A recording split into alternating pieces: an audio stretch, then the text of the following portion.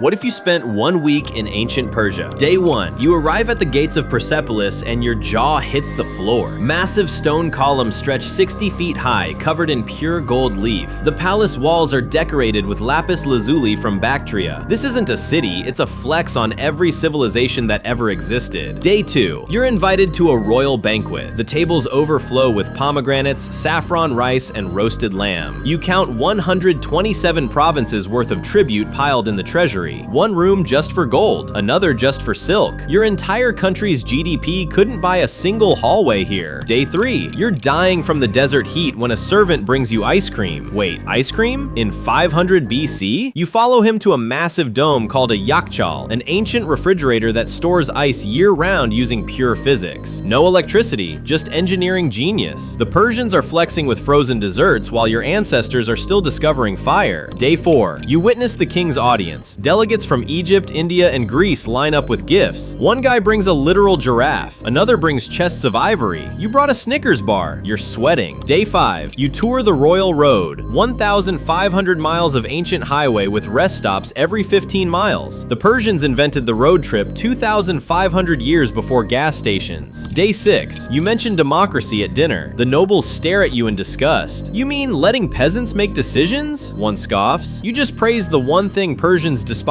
most, Greek ideas. You're now the most hated person at the party. Day 7, you return home and look at your apartment. It's basically a cave compared to Persepolis. The Persians were living in luxury while the rest of the world was still figuring out plumbing.